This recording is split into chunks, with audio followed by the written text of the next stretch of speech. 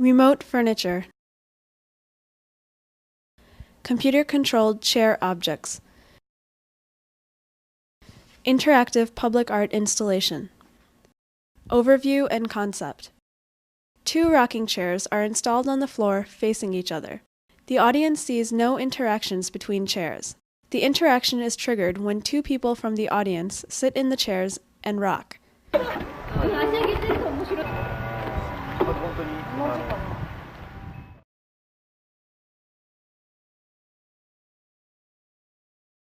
Each chair has a sensor and motor.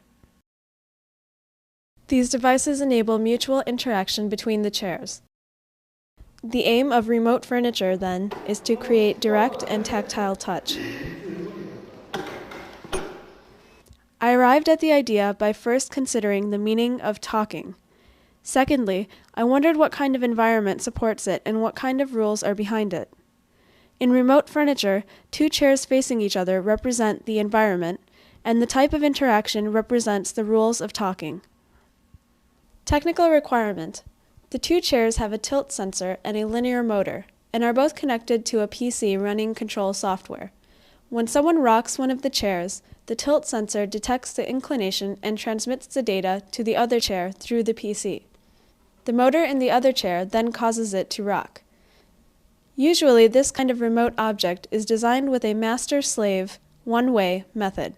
But in remote furniture, full duplex, 2-way interaction is realized because it feels more natural. It's more like what we would imagine a telephone-like system to be like, which televises and exchanges tactile touch or motion of the body. Interactive art installation as public art. I have designed remote furniture to make unexpected encounters between passers-by in public spaces. Unlike Westerners, people in Japan don't have a custom of talking to other passers-by in public spaces such as plazas or main streets. Although there are many public spaces in Japan, many of which are built in post-war style, we Japanese do not have a tradition of activity using these spaces. We are still trying to adapt traditional uses of space to those imported from other cultures. The spaces look the same but feel different from those in the Western world. The Japanese have a long tradition of forming communities based on small streets, so it seems to them that the new big public spaces serve only commercial or transportation purposes, and maybe some street performances, but do nothing for the community. Perhaps Japanese people are too shy to come face to face with an unfamiliar person in a public space. It was interesting to see what happened when remote furniture was shown in some public spaces in Japan, such as an underground passage or an indoor shopping mall.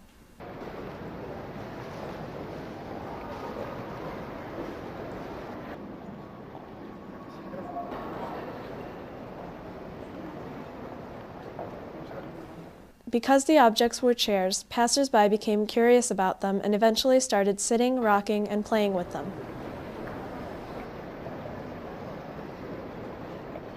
And when these people realized what was going on between the chairs, they finally communicated with each other in funny and tactile ways.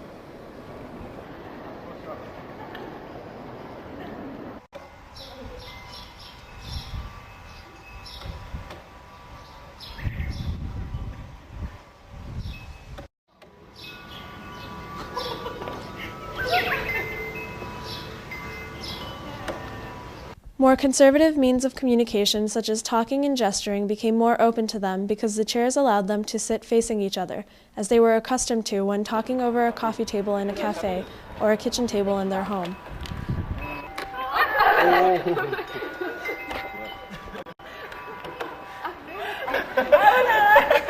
Some of the audience even tried to develop ways of playing through this means of communication.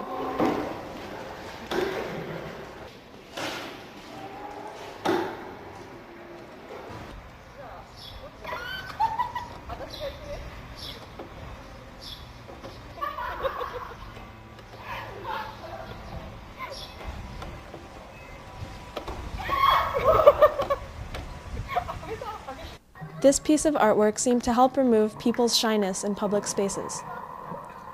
Hopefully, this artwork can make the unseen potential of public spaces more visible and provide an experience of communicating to those people who have not experienced it before.